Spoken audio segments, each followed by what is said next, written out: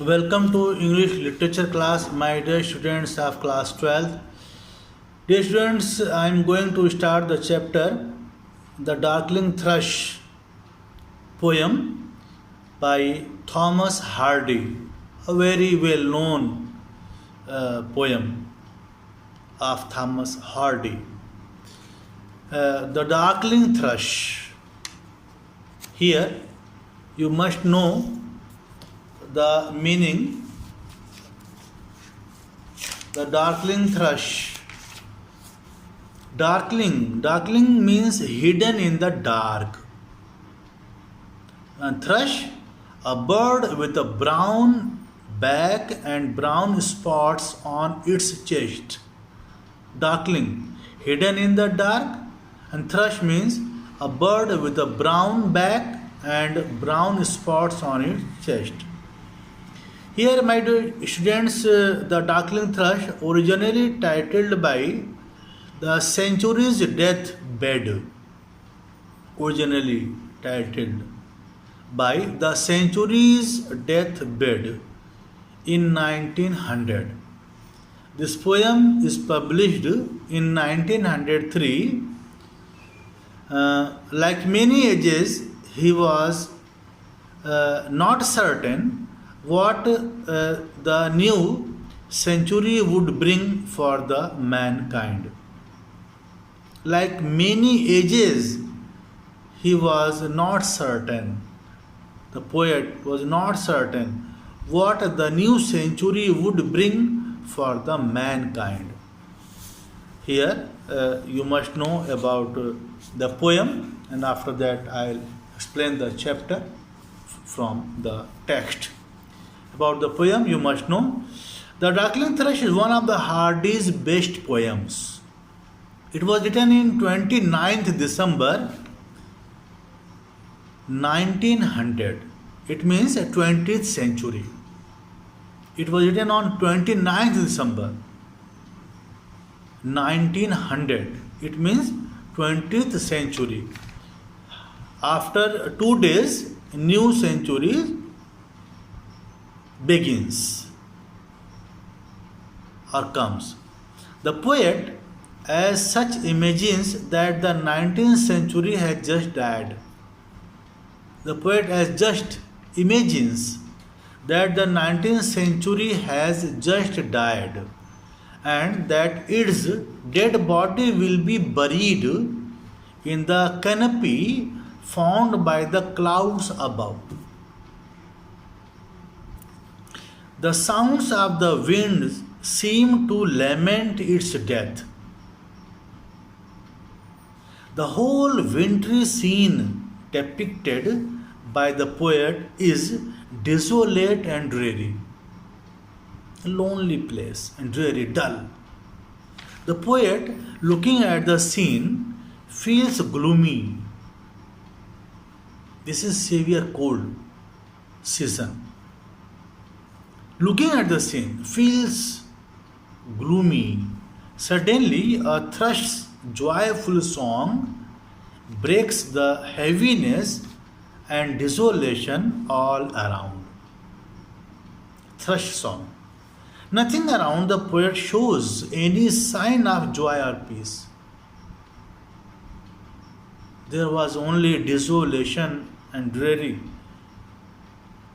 The atmosphere was full of desolate and dreary. But suddenly a thrush joyful song breaks the heaviness and desolation all around. Nothing around the poet shows any sign of happiness, joy, or peace.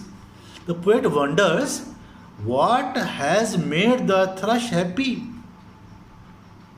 He feels that the bird is perhaps aware of some blessings to come, of which he himself knows nothing. He is not aware that something is going to be happy, something is going that will give pleasure.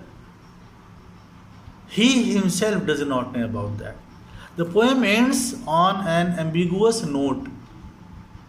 The contrast between opposite feelings of sadness and happiness is beautifully worked out through striking images. The poet describes an intense cold wintry scene. Intense, too much, severe cold wintry scene. He describes he was out leaning against a wooden gate. Leaning against a wooden gate. It was twilight with the fading light of the sun. Frost had begun to settle on everything. As you know, that was intense cold wintry scene. So frost had begun to settle on everything. Everything was covered with frost. All around there was a scene of desolation, dreariness. The increasing darkness and coldness had forced all human beings to take shelter in their homes. All the people were in their homes due to intense cold. The climbing plants that lined the sky around the place seemed to the poet to be the broken strings of musical instruments. The 19th century had come to a close. The sharp features of the land seemed to the poet to be the century's dead body, laid out for burial. The poet saw clouds hanging in the sky. These clouds, he thought, would serve as the burial ground for the dead body. The wind that was blowing hard seemed to be lamenting over the death of century. Mourning over the death of the century. The process of conception, pregnancy, and birth had slowed down as a result of the extreme cold of the winter. This extreme cold and frost that always accompany winter have robbed every living creatures of zest and enthusiasm. The poet himself does not feel cheerful or enthusiastic in any way. Suddenly, there arose a voice from among the leafless branches of the tree around the poet. This was the voice of a weak, aged thrush, which was not visible at all. Its feathers had been beaten and disordered by wintry storms. Despite its weakness, it started pouring joyful notes in a bleak atmosphere, gloomiest atmosphere. It seemed to be expressing its heartfelt delight.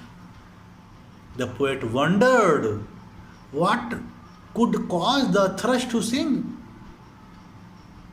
in this dreary and dull season. There was no sign of any joy. The whole scene around was bleak. The poet could not make out the reason of the happy song of the bird. The bird might have some happy expectation.